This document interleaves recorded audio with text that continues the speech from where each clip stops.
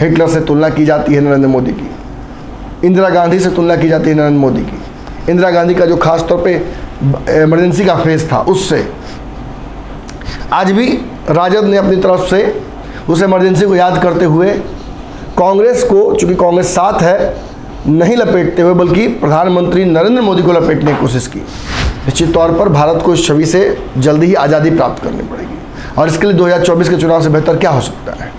2024 के चुनाव में नरेंद्र मोदी को हटाकर इस आपातकाल से, अघोषित आपातकाल से मुक्ति मिल सकती है।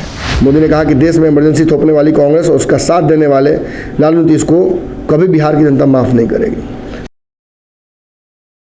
नमस्कार, भारत लाइव देख रहे हैं आप। इस देश में आज से 48 साल पहले इमरजेंसी लगाए गए थे। कांग्रेस की सरकार ने जब इमरजेंसी लगाया था तो इसका प्रतिकार करने के लिए देश के कई विपक्षी दल एकजुट हुए थे। निश्चित तौर पर आज उस वक्त को याद करके राजनीतिक दल अलग अलग तरीके से उसकी विवेचना करते हैं, लेकिन इस देश के एक बड़े धड़े का रूह कांप जाता है जब इमरजेंसी के हालातों को याद किया जाता है। इंदिरा गांधी की उस इमरजेंसी को भारत का सबसे काला दिवस, काला समय कहा जाता है। निश्चित तौर पर इस पर राजनीति भी होती है। कांग्रेस को बैकफुट पर रखने की कोशिश की जाती है, भाजपा इसे अलग तरीके से बुनाती है। लेकिन अब प्रधानमंत्री नरेंद्र मोदी के लगभग 90 साल शासनकाल के बीत चुका है और इस दौरान उनकी तुलना उस इमरजेंसी से की जाती है। विपक्ष के दल प्रधानमंत्री नरेंद्र मोदी को इंदिरा गांधी की तरह ही निरंकुश बताते हैं। वो बताते हैं कि उस वक्त तो कम से कम कांग्रेस ने घोषित इमरजेंसी लाई थी, अभी तो जिस तरीके से काम कर रही है केंद्र की सरकार और जिस तरीके से सीबीआई, ईडी और जो संवैधानिक ताकतें हैं इस देश की, उनका दुरुपयोग किया जा रहा है विपक्ष के नेताओं को टॉर्चर और बदनाम करने के लिए, ये एक अघोषित इमरजेंसी जैसा ही है। हिटलर से तुलना की जाती है नरेंद्र मोदी की, इंदिरा गांधी से तुलना की जाती है नरेंद्र मोदी की। इंदिरा गांधी का जो खास तौर पे इमरजेंसी का फेज था, उससे आज भी राजद ने अपनी तरफ से उस इमरजेंसी को याद करते हुए कांग्रेस को, चूंकि कांग्रेस साथ है, नहीं लपेटते हुए बल्कि प्रधानमंत्री नरेंद्र मोदी को लपेटने की कोशिश की। राजद की तरफ से तेजस्वी यादव के बयान ने काफ़ी सुर्खियां बटोरी। तेजस्वी यादव ने कहा कि इस वक्त देश आपातकाल से गुजर रहा है, लेकिन ये आपातकाल घोषित है।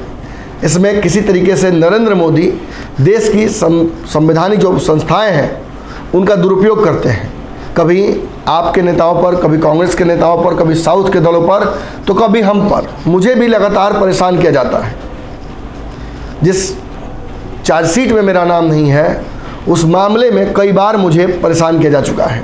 मेरे करीबियों को परेशान किया जाता है। लगातार सीबीआई, ईडी के छापे पड़ते हैं सरकार के प्रतिनिधियों के रिश्तेदारों के घरों पर। ऐसे में ये एक इमरजेंसी ही है अघोषित तौर पर।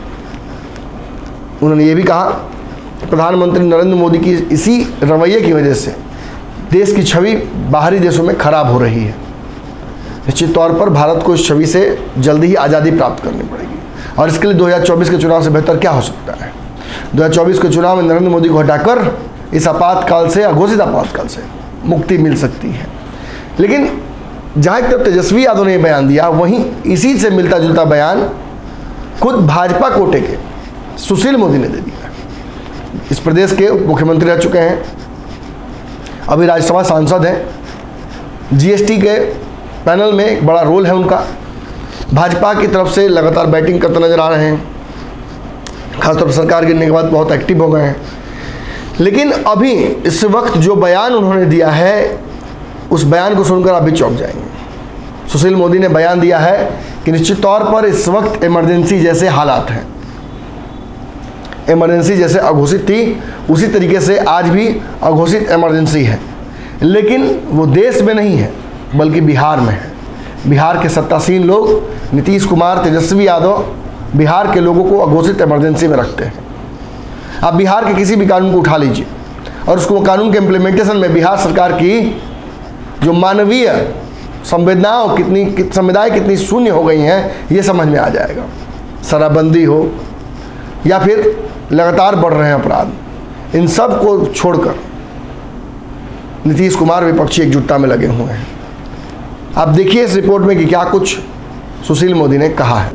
दरअसल बिहार के पूर्व उप मुख्यमंत्री व राज्यसभा सांसद सुशील कुमार मोदी ने कहा है कि आज से 48 वर्ष पूर्व जिस कांग्रेस ने अपना सत्ता बचाने के लिए देश में आपातकाल घोषित किया था, जेपी, चरण सिंह, अटल जी और कई ऐसे नेता 1 लाख से ज़्यादा राजनीतिक कार्यकर्ताओं को जेल में अनिश्चितकाल के लिए बंद किया था, प्रेस सेंसरशिप लगाया था, मीडिया का गला घोट दिया गया था।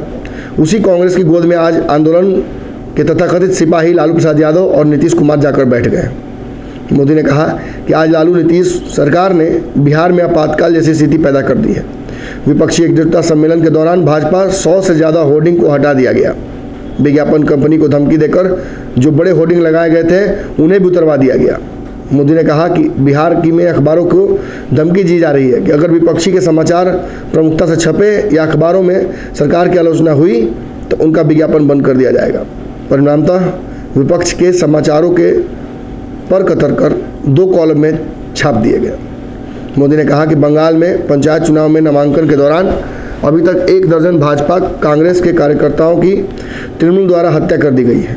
कांग्रेस नेता अधीर रंजन को धरने पर बैठना पड़ा और केंद्रीय बलों की प्रतिनियुक्ति पर हाईकोर्ट जाना पड़ा, परंतु विपक्षी एकता में शामिल दल के किसी भी नेता ने अभी तक बंगाल की हिंसा की निंदा नहीं की है। मोदी ने कहा कि प्रेस की स्वतंत्रता वाली बिहार सरकार में इशारों पर यूट्यूबर और कई लोगों को तमिलनाडु में राजद्रोह के मामले में बंद कर रखा है। सूचना के अधिकार से जुड़े 1 दर्जन से लोगों की हत्या हो चुकी है। मोदी ने कहा कि देश में इमरजेंसी थोपने वाली कांग्रेस और उसका साथ देने वाले लालू नीतीश को कभी बिहार की जनता माफ़ नहीं करेगी। निश्चित तौर पर जहाँ एक तरफ तेजस्वी यादव देश में अघोषित इमरजेंसी की बात करते हैं, वहीं पूरी कहानी को पलट दिया है सुशील मोदी ने ये बयान देकर कि दरअसल अब पूरे देश में नहीं बल्कि केवल बिहार में ही अघोषित इमरजेंसी है। अगर ये वीडियो पसंद आई और वह बिहार के राजनीति और बिहारियत से सरोकार रखेनी तो सब्सक्राइब बटन दबा के चैनल के सब्सक्राइब कर ली। ओजे एगो घंटी बा, ओकरा बटन दबा देला से कुल सटीक और मारक खबर रुआ मुफ्त में मिल जाई। अगर रुआ पत्रकारिता के हमनी के नया प्रयोग में सहयोग कर चाहतानी तो ज्वाइन बटन दबा दी। पेटीएम नंबर नोट कर ली 9386816700। धन्यवाद।